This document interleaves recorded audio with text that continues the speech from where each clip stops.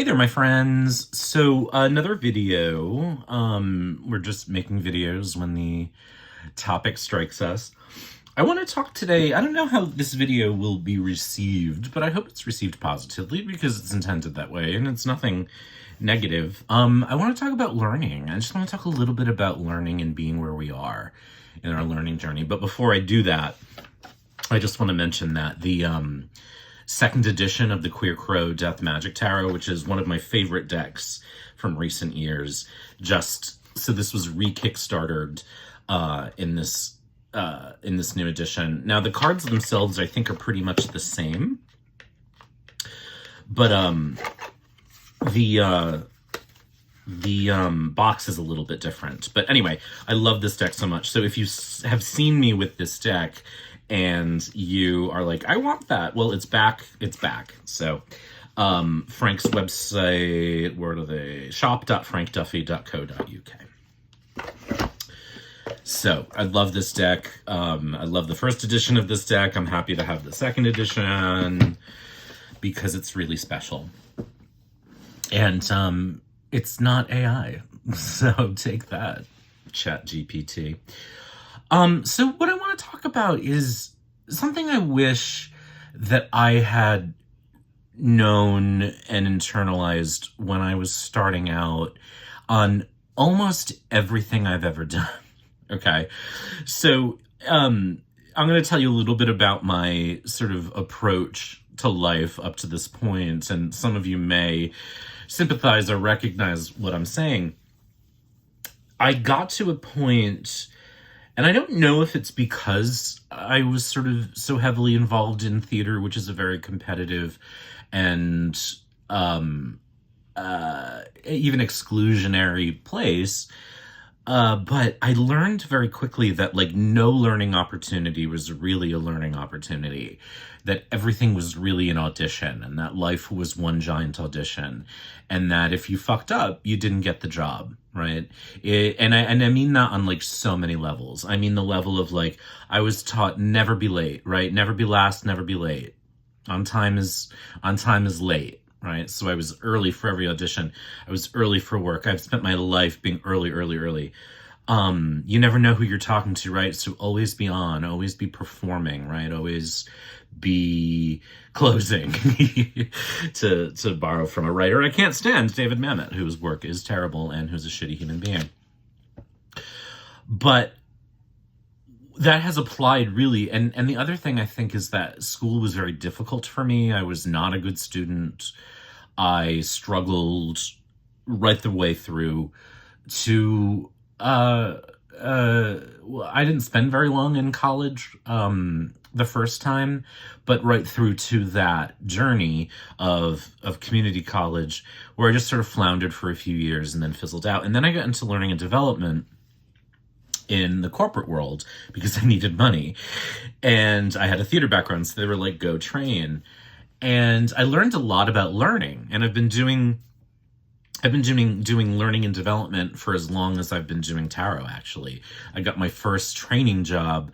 Part of my interview is I had to create a class to teach, and I taught very bravely.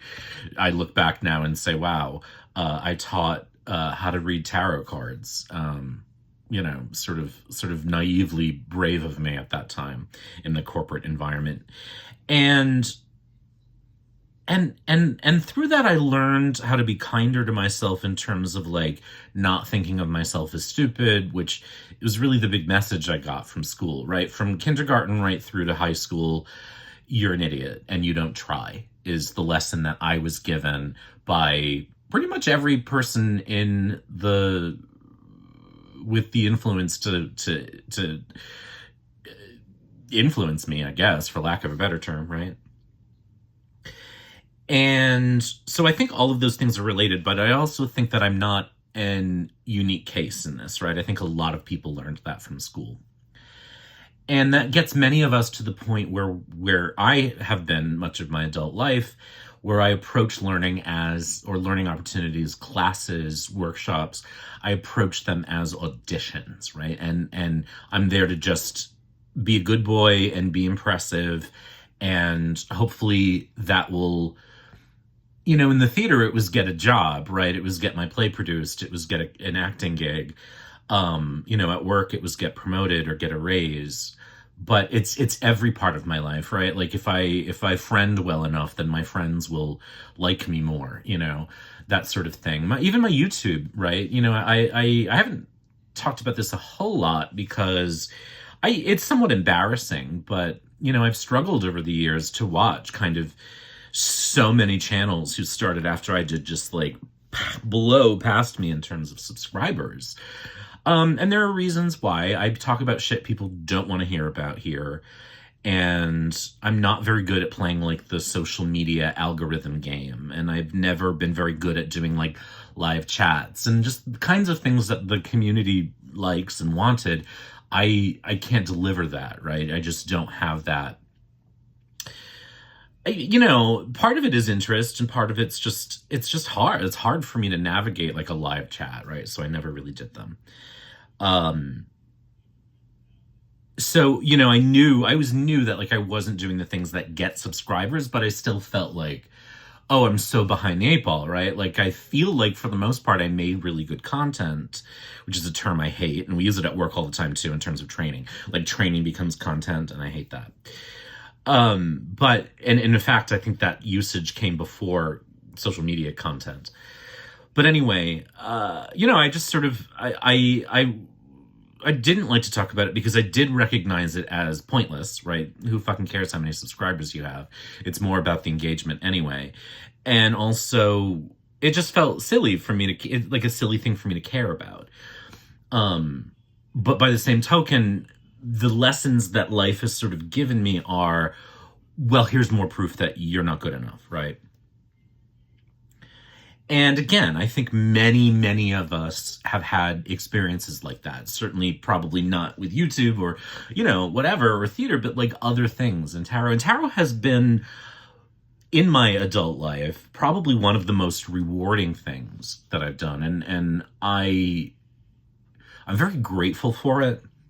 And I'm really grateful for the people who have been here and have engaged, right, with my work, regardless of subscriber count and all of that nonsense that really doesn't mean anything anyway. But this is all just to sort of get into this topic of the ego, right? And talk about how, all of these things that fuel my insecurities have made learning a very difficult thing for me. And I am a person, and I think some of you will recognize this in yourselves, I'm a person who needs to go from zero to hero immediately when I'm learning anything new. And I don't give myself the grace to be wherever I am in my learning journey, despite the fact that I would tell every student I've ever had in anything I've ever taught. I used to teach playwriting classes back when I was still in the theater. I have an MFA in that, if you didn't know. At work, I do a lot of workshops. I do a lot of development workshops for leaders. And in my tarot classes and my tarot books, I'm always very, very strongly pushing the idea that learning takes time, and it takes experimentation, and it takes a sense of play and curiosity, and that there's no need, there's no reason to go from zero to hero. In fact, if you're doing that, you're denying yourself really the entire learning process, right? And I believe that. I know that in my soul, right? Not only because I've watched it happen with students, but because I know the brain science behind it, I'm not a neurologist. I'm not in that vein, but as an educator, I have to sort of keep my knowledge up around how people learn, why we learn, what makes the brain work the way it does. And what I know to be true, and what I'm very grateful that I've been able to do with tarot to a degree in ways that I haven't been able to do this with other things, is I've just been able to go on the journey. And that's the message for this video, right? The thing that I want to share with you, whoever you are out there watching this, is if you're starting out, right? Or if you've been doing this for a couple of years, or even if you've been doing this for ages and maybe you've hit a plateau, all of that's okay. Wherever you are right now is where you're supposed to be in that learning journey. And that's not just new age hippy dippy bullshit. It is science. It is.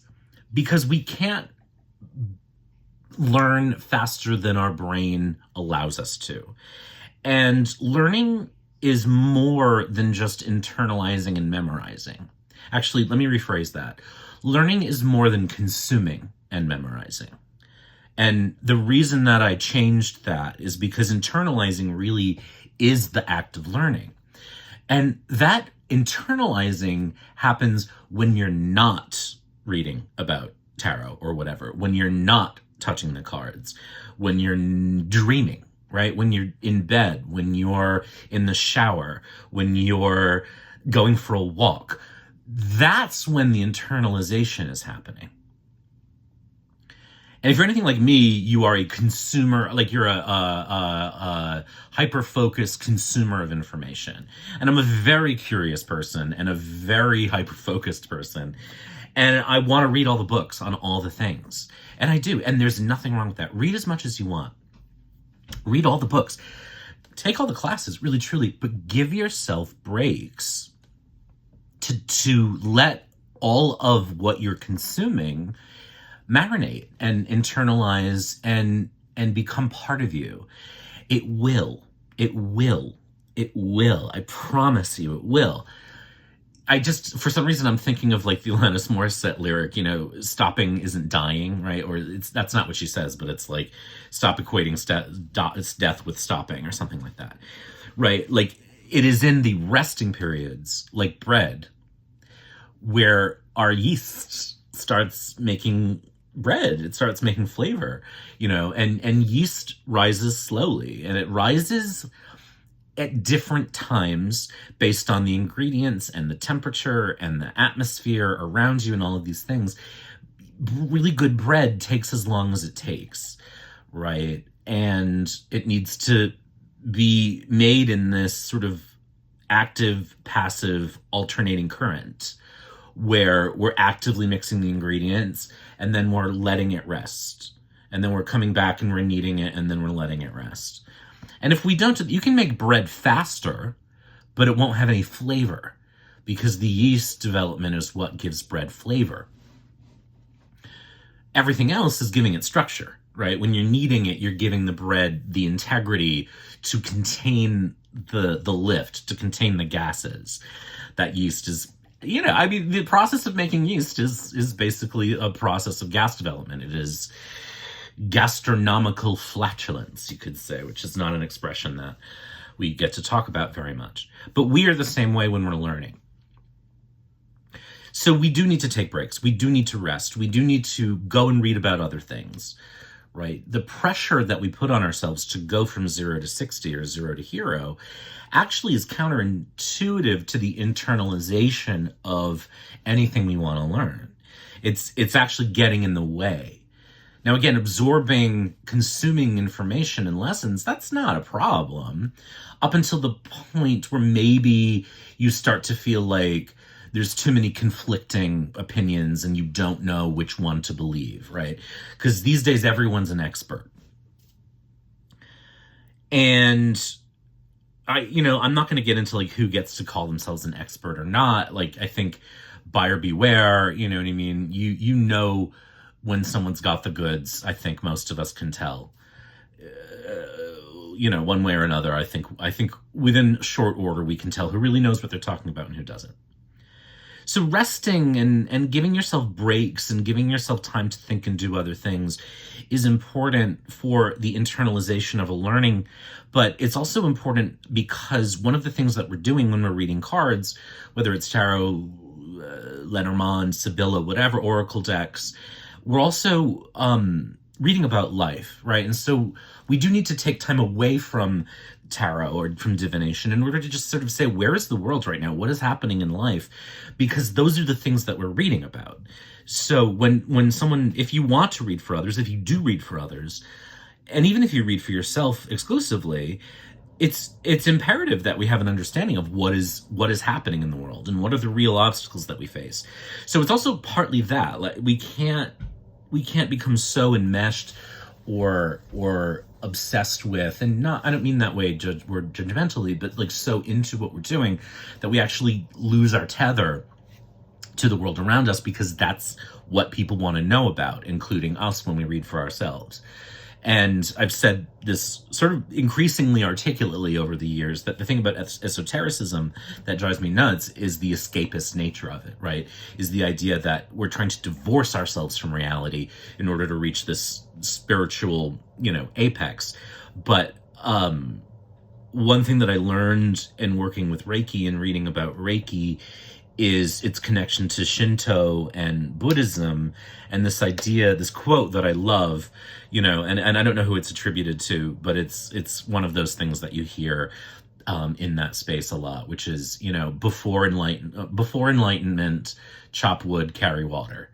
After enlightenment, chop wood, carry water. Like, they knew that it wasn't, you don't reach enlightenment and then life stops and you get to another place. Japanese Buddhism, which is the only kind that I know anything about. That's why I'm calling it that. And there's many different versions of it within Japan. But the idea is you have an enlightenment experience and life doesn't stop. You keep going. So we keep staying engaged in life.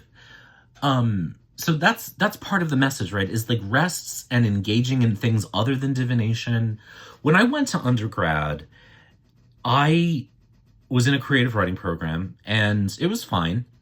But what I kept finding was that I was getting more inspired by the classes that weren't about writing.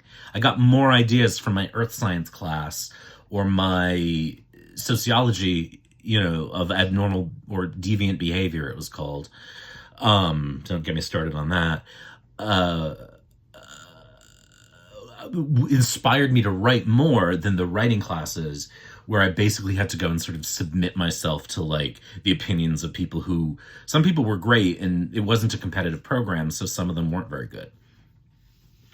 But the idea there is I learned so much about my writing by not taking writing classes, but by exposing myself to broader things. And so don't limit your consumption, your educational consumption, only to divination, right? Even if it's tangential, witchcraft or Buddhism, whatever, you know what I mean? Broaden your experience, but don't shut yourself off or make it only about the one thing, because you still need to contextualize tarot in terms of the lives we lead. The other thing about this too is that there is more pressure, I think, than ever, thanks to social media, that we jump from, neophyte to sage overnight. And that's literally not possible. Maybe there are some savants out there who are just that good and they're brilliant readers right out of the gate. I don't know that I've ever met anyone who's that, but maybe it's possible, right? But everyone I know has had to go on a learning journey. And we tend to, if you're like me, rush through that as fast as we can, because we don't want to be viewed as neophytes. We don't want to be viewed as newbies, right? There's something shameful about that in our sort of colonial culture. And that's really sad. And it's sad because of the opportunities where I've denied myself learning and the opportunity to play and make mistakes. And it's sad for anyone else who has that same experience.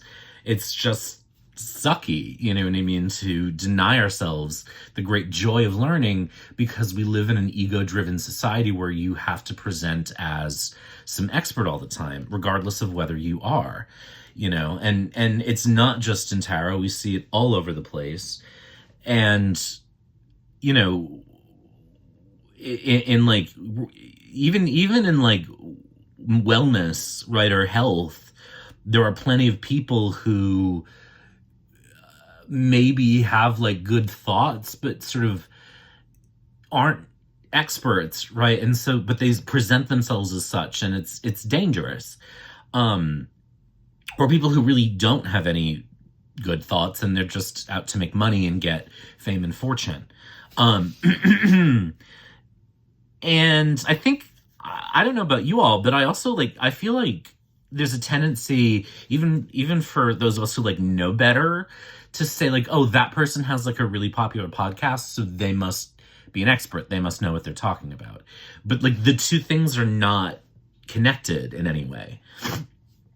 And in our world, in divination, that journey often, I don't know that I see a lot of people like out on YouTube, although I don't really watch much tarot tube anymore, because I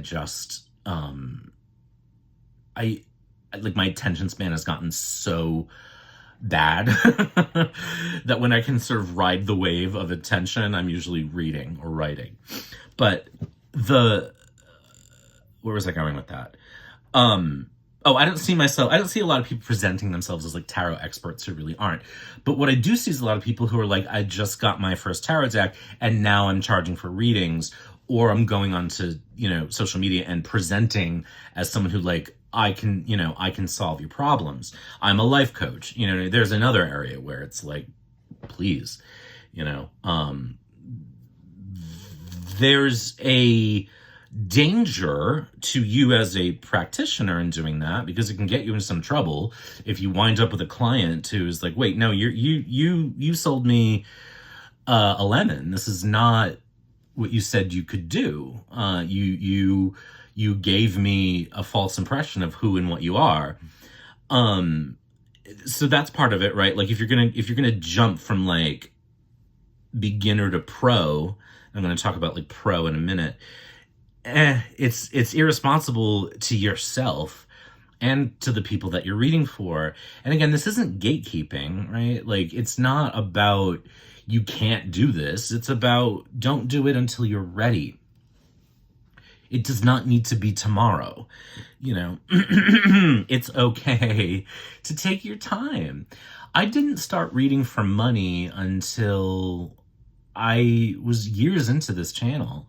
And at that point, it was more just sort of like I was getting requests more and more. And I just sort of said, I guess if I do this, I need to be compensated for the time that it takes to like do the reading and upload the video and blah, blah, blah. And that was why I finally did it. But I want to guide this conversation to the next point, which is that charging money for something does not, it's like having a podcast doesn't equal expertise. Charging money for something does not equal professionalism. So I've gotten readings from people who have never had the ambition to make a dime doing readings, and they've been brilliant readings. And I've also gotten readings from people who do make money, and if I were them, I wouldn't be charging yet, and that's not, I'm not saying that's people out in this community. It's just a thing that I have experienced way back in the day on the free tarot networks, and even not, probably not since, because I'm very particular about who I let read for me now, but probably not in the last 10 years, but I have gotten readings where I was like, this is not a good reading. I could have gotten the same thing if I picked up the book that came with the deck. And there's nothing wrong with reading that way. It's just that when you are pitching yourself as a pro, there's an expectation that you're setting. Capitalism does not equal skill, I guess is the point. And I'm not discouraging you from charging money. Like, charge money if you want to. If you feel ready, do it. Whatever. The only person who can tell you when you're ready is you. What would I say makes someone ready to be a professional reader? And I want to talk about that word in just a moment. What makes someone ready for that? I think it's when you can do a reading without just reciting memorized definitions. When you can receive the cards in a way that pulls a message together that comes from a combination of listening to the cards or receiving them, being guided, and paying attention to your own intuitions, right? And you're gonna just sort of know that you're doing that when you look back and you say, oh, I've really been doing that. Like, if I picked up the guidebook for this deck, or for any guidebook, I wouldn't necessarily see those meanings that I just used, but like I can point to the cards and I can say where I got that from and how I landed on that. So you can sort of justify your thesis to a certain degree, but that's really more about you and your confidence, right? Being able to point to it and say, here's how I got there. That's about you being confident, right? And checking yourself. The client doesn't care, but it is, to me, that's when a reader becomes a reader and less of a reciter. And again, there's nothing wrong with being a reciter, because that's how we get internalized with the cards. That's how we experiment. That's, you do want that. You do need a foundation of some kind. And so when you lay out some cards and you're just reciting what they mean, great. And then you start to weave them together. That's step 2, right? So again, just be where you are. Enjoy that. Experience that. Love that. I got some of the most exciting readings for myself when I was in that learning phase of just investigating, when I had like a foundation that was enough to say, yeah, I know what the Six of Cups kind of means, but I'm also receiving different hits from it. That sort of like beginner's luck, so to speak, is wonderful, and we shouldn't jump through it too quickly, and B, we shouldn't mistake that for experience. It's a balancing act. But you'll know when you're ready. I feel like you'll know when you're ready and if it's for you. And the only way to really know that is to try it, So when you feel ready, do an event or have a tarot party at your house and just see what it's like. Well, everyone's partying in the other room, to just be in your bedroom pulling cards for one person, at a time. And, you'll just get a sense of like, how does my body react to this? Am I enjoying this? Is it too much? Am I exhausted by the end of it?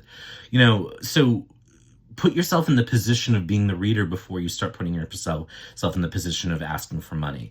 But the money question, again, is a tricky one, because I do think we should be compensated for our time, because we live in a world where time is money. Whether or not I agree with that philosophy, it's the reality. So I do think we should be compensated, but I think, again, being compensated for something, that there's a compensation, there's an exchange there, right? So if I'm going to take money for someone or from someone for something, I'm giving them a thing, they're giving me compensation for it. There needs to be an even exchange. If you're uncomfortable talking about money, if you're uncomfortable asking for money, if you're uncomfortable announcing that you're going to do this, signs maybe that you're not there yet. And again, there's nothing wrong with that, because charging money does not make you good. It just makes you someone who charges money, right? Plenty of people are out there earning money for things they have no business doing. Any actor that you can't stand in Hollywood is doing that, at least in your taste view, right? Like, that actor you hate is shitty, and they don't deserve to be making money doing it, and part of this, of course, does come down to taste and things like that, but you'll just know. But don't make that your goal. Making good the goal. And the way to get good is to play. It really is to play and experiment and try and fail. We learn through safe failure, which is another reason why going from amateur or beginner, I hate the word amateur too, going from beginner to pro is bad, because you take the play out of it. When something becomes a financial responsibility, it's a contract, it's a thing. You're taking doing it just for the joy of it out of the puzzle. And if you don't have the confidence now, getting paid for it is not gonna make you feel more confident. It's gonna make you feel less confident, because you're gonna walk around saying, do I deserve to be doing this? Unless you're a narcissist. So again, I'm not trying to discourage anyone from not charging money. I'm just trying to say, be ready, but don't rush to that. If that's the goal, great. If that's the motivator, great. But it's gonna take however long it's gonna take. And if you put yourself out there before you're ready and you do readings that aren't the quality that your clients expect, it's not going to do well for your business model, in the long term. So enjoy being a student, and don't ever stop that. Don't ever stop being a student. Anyone who thinks they have everything learned is dead, spiritually, in my opinion. And I have met readers who are like, oh, there's nothing left for me to learn. That to me tells me you're burned out, or that you never really had any interest in anything other than meeting some sort of arbitrary milestone that you set for yourself that says, now I'm a success, right? It doesn't actually work that way. And while I'm a believer that We have to be able to find validation in our readings, in our talent as readers, and our skill as readers through ourselves and not our clients. They're going to tell you if you're not performing up to expectations, So don't jump into something before it's time, so that you don't wind up in that position of making yourself look less professional than you want to be perceived. And I guess if that's the goal of like going pro, like I would really sit down with what that means to you and why that's the goal. And there's no right, like, it's not a judgment. It's just like, why? What is it that makes that the solution? I once heard Anne Lamott, who's a writer I quote a lot, say, she's talking to a bunch of students and she's like, getting published is not the solution to any problem you think you have. And she goes on to say some of the most well-known, famous, well-regarded writers that she knows are some of the most miserable, because there's never enough praise, there's never enough success, there's never enough validation to ever fill that need that's there, that we think success is going to give us. It's not. It actually makes us less secure. And I've experienced that myself, you know what I mean? Both in my writing career as a playwright and with my tarot books too. It's like, for someone on the outside, for friends on the outside, they've been like, oh my God, you wrote a book. You wrote 3 books. They've been published, and it's like, yeah, but like, they're not doing that. They're not like, I can't get them on the shelves of Barnes and Noble, so it doesn't matter, right? Like, the ego kicks in. It's the solution isn't the publishing, you know what I mean? The solution, the reason for writing the book is that someone out there is touched by what I've made in some way, and that's why I write. But when I lose sight of that, I get miserable. I have to remind myself and ask people to remind me constantly that the point of the book was not to get famous, as though you can be famous in tarot anyway, but to teach and help and broaden experience and shift perspectives and invite new perspectives into dialogue, right? Those were all the goals that I set out with, up until the time where the book was released, and then it became about my ego. You don't get happier because of that. In fact, you have to work harder to protect your happiness when you achieve some arbitrary marker of success. And so if for you, success is going pro, whatever that means to you, or writing a book or whatever, just know that, like, it's not, and this isn't pessimism, because our brains are very strange. It's not going to make you happier than you are today. And so if you think it is, work on that. Doesn't mean you have to change the goal. Write the book, go pro, charge for readings, whatever. But adjust your expectations about what success really is. And for me, a successful reader is someone who is able to tell the client the answer they need truthfully, with humanity, and with an accurate expectation of what the client will get. That we do what we say we'll do, that we're able to give the client the answer they need. Not that they want, that they need, that the reading is giving them. And that we make it about the client and not about our egos. But again, with so much in life that is so stressful and mean and angry and capitalized and competitive, the joy of just being with your cards and just playing and experimenting and trying things, and failing at them, and then sitting with, why didn't this work? One of my best friends, who is also a writer, and I were once whining about not being very successful. And she told me that she was talking to her sister, who I think is in neuroscience.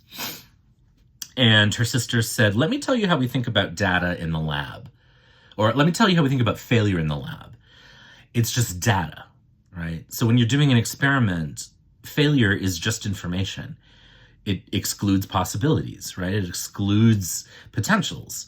So you're narrowing down, when you're creating a cure for something, you're narrowing down the possibilities that will get you where you want to be by failing. You can't get to the end result unless you fail a lot.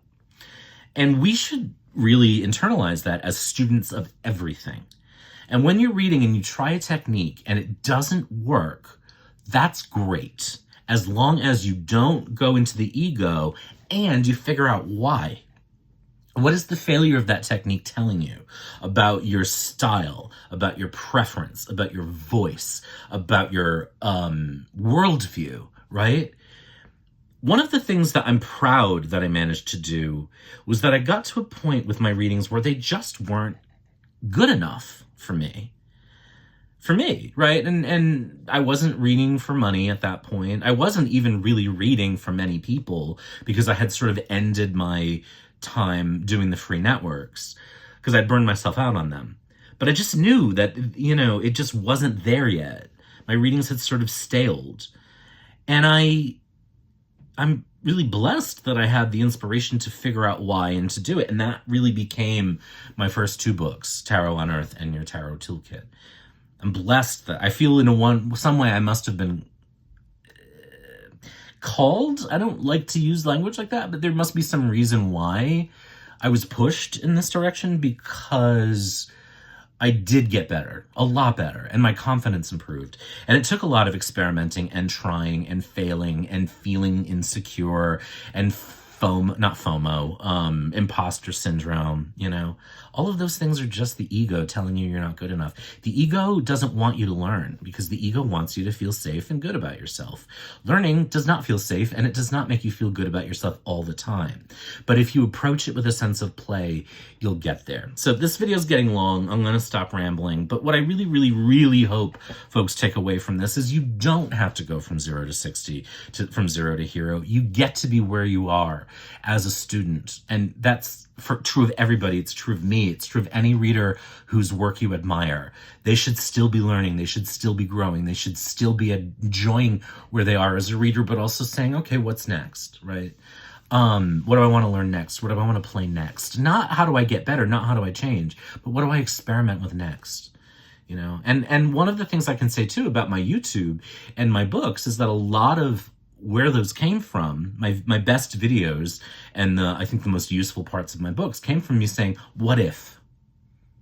And that kind of curiosity I'm very grateful for, and I hope that this talk inspires you to kind of navigate from curiosity rather than the pressure to meet some arbitrary marker of success, some other person's marker of success, some other person's marker of professionalism, right? For me, a professional reader is a reader who views themselves as a student, who views themselves as engaged with the world around them, who practices from a sense of their own ethical understanding of the world, and who can do what they say they do, right? And not overpromise and underdeliver. That's a pro, regardless of whether you take money or not, And some of the most joyful experiences I've had as a pro is when I'm at a thing and another vendor says, hey, will you barter? And then I get this gorgeous handmade candle and they get a reading, so it's not about the money. And I'll tell you another thing before I close out is that my tarot work, my books, my classes, and my readings fuck me tax-wise every year, because of the way the US tax code is built. I end up, while I pay income tax on my corporate job, I also wind up having to pay massive amounts of income tax on my tarot work. So it screws me in that regard. So if you're thinking, you're going to get rich off doing this, well, move to another country. Anyway, that's what I wanted to say. So I hope this is helpful. I know this is long, but really, really just enjoy being a student. Just enjoy it. Just enjoy it, because you should be in that mode forever. Okay? Take care, be good, and we will talk soon.